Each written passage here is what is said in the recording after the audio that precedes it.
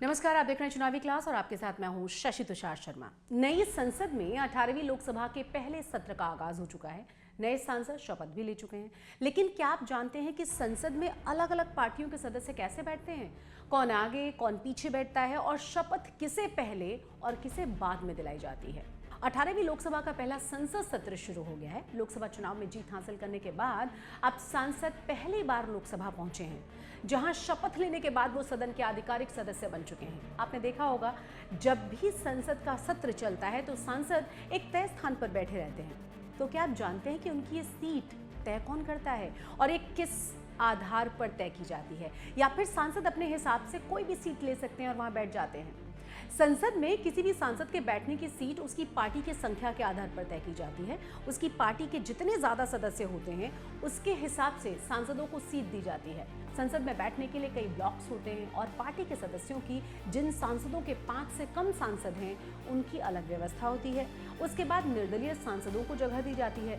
संख्या के आधार पर उनके ब्लॉक्स तय किए जाते हैं। अगर किसी पार्टी के 5 से ज्यादा सांसद हैं तो उसके लिए अलग व्यवस्था की जाती है, जिसके बाद ऊपर के ब्लॉक्स में कम सांसद वाली पार्टियों को जगह मिलती है और इसमें फ्रंट रो के आधार पर सांसदों को सीट दी जाती है।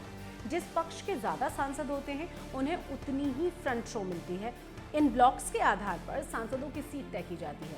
आपको ये भी बता दें कि सदन में सबसे पहला बंटवारा पक्ष और विपक्ष के आधार पर होता है।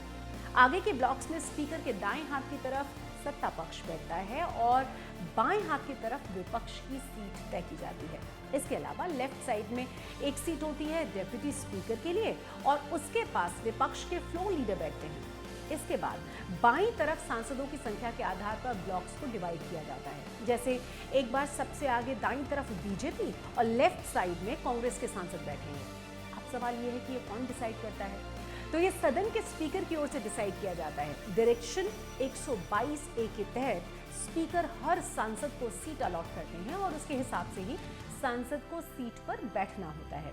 वहीं कुछ सीनियर सांसदों की तबीयत को देखते हुए सीट व्यवस्था में बदलाव किया जाता है। जैसे जब मुलायम सिंह यादव सांसद थे तो उनकी पार्टी के कम सांसद हुआ करते थे। इस स्थिति में भी उन्हें पीछे की सीट दी जानी चाहिए थी, लेकिन उनकी तबीयत को देखते हुए उन्हें आगे की सीट दी गई थी। ऐसा ही हुआ था HD देवगौड़ा के साथ भी, अगर आपको याद हो तो। अब बात करेंगे शपथ के क्रम की। नई लोकसभा बनने पर सबसे पहले प्रोटेम स्पीकर को शपथ दिलाई जाती है। राष्ट्रपति ने जैसे ही आज प्रोटेम स्पीकर भर्तृहरि मेहताब को शपथ दिलाई, उसके बाद पीएम मोदी ने शपथ ली और उसके बाद राजनाथ सिंह ने शपथ ली।